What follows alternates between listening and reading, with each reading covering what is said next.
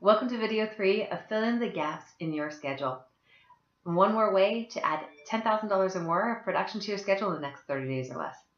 I want to start by letting you know about one mistake that you're probably making within your practice, and that's where and when you talk to patients about financial arrangements and scheduling their next appointment. In most practices, this happens up front. And if you want to add more production to your schedule, after today, that's going to change. As much as possible, treatment and financial arrangements need to be done in the back. The reason why is because when a patient is brought up front, guess what they're thinking? They're thinking that they're done. They're thinking that they're ready to check out. And so as much as possible, I want to bring the financial arrangements and the scheduling to the back of the practice. Now, this can be done one of two ways. Ideally, you can have whoever's already presenting treatment, they can come back into the operatory and they can present the treatment to the patient. But in a lot of cases, what works out very well is for the assistant or the hygienist, whoever has already been with the patient, collecting data, talking with the patient throughout that appointment, they can be the one that presents the treatment to the patients. Now, this is especially true if it's $2,000 worth of treatment or less. Let the hygienist or the assistant start getting comfortable with presenting treatment and with the financial arrangements. Now, the front office actually has to prepare that, but it can be the assistant or the hygienist that presents this to patients and that schedules that next appointment. Now, I like doing this because there's already some level of trust. The person that has been there, whether it's the assistant or the hygienist, was there when the doctor recommended the treatment. And so they are aware of the reasons why the patient needs treatment, the window of time if it should be done in the next 2 weeks or in the next 3 weeks when the doctor wants to see the patient, and then also the risk of the patient waiting or delaying the treatment. The more you can present the treatment in the back, and again, if it's $2,000 or less, do it within the operatory. And I really do like having your hygienist or your assistant, whoever's already in the back, go ahead and present that treatment to the patient, present the financial arrangements to the patient, and then schedule the next appointment.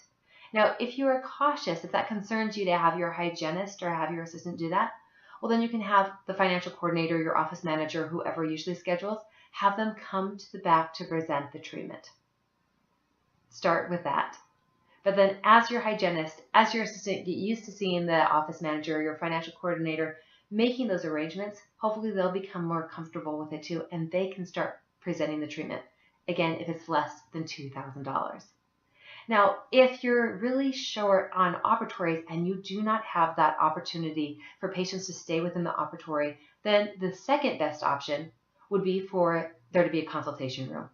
And again, this can be very small. This doesn't have to be anything fancy, but a place where the patient can be brought to, where they can see the pictures that were taken that day, they can review their options, and they can schedule their next treatment without needing to go up front. That would be the next best option.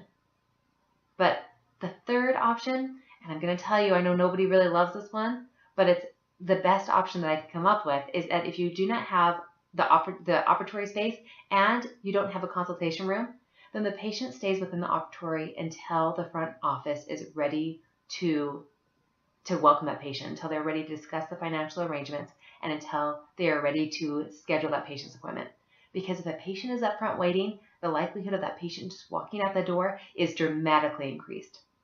So in that case, of course, there needs to be a clean handoff of letting the front office know what the patient needs, why the doctor wants to see them back and in what window, how much time is necessary, and just introducing the patient, transferring the patient to the front. All of that information needs to be relayed before the patient is being brought up front. So that can happen with a sticky note. That can happen through in-office communicators like memos, instant messenger, those kinds of things. But again, that's my least favorite way to do it. Ideally, the treatment is being scheduled in the back before the patient ever even goes up front and has the opportunity to walk out without scheduling. Now, in those instances that the patient is not ready to schedule right now, maybe they want to talk with their spouse, maybe they need to check their work schedule, or they want to check their insurance benefits. We know the general excuses that we hear from patients. For starting today, you're not just going to say, okay, well, we'll wait to hear from you, or okay, I'll check back with you next week. If a patient does not want to schedule right now, then you're going to schedule a time to check in with them to answer their questions for about a week later.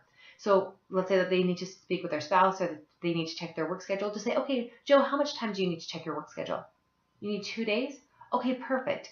Could I schedule a time for us to have a short call on Wednesday Does noon work for you? Let's just check in then and see where your work schedule is and find a time that works to schedule this appointment. Or let's say that Joe wants to check his insurance.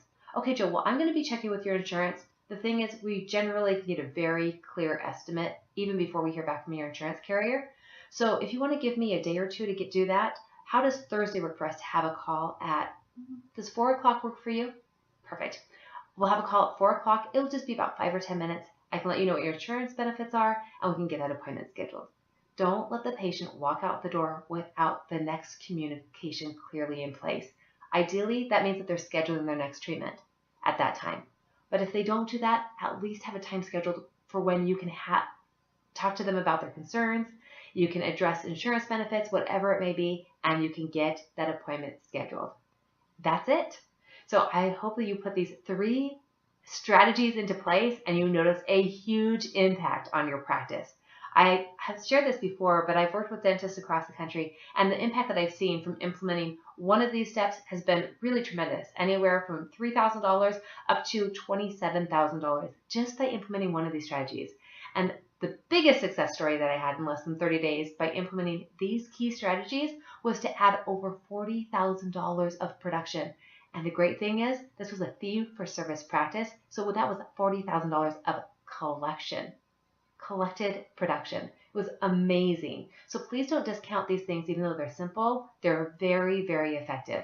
And in fact, in the next few days, I'm going to be doing a webinar where we can go more into these strategies and into further strategies that will help to increase the amount of production that is on your schedule. So that not only do you have to be attracting more new patients, but you can get better at converting the patients that are already within your practice.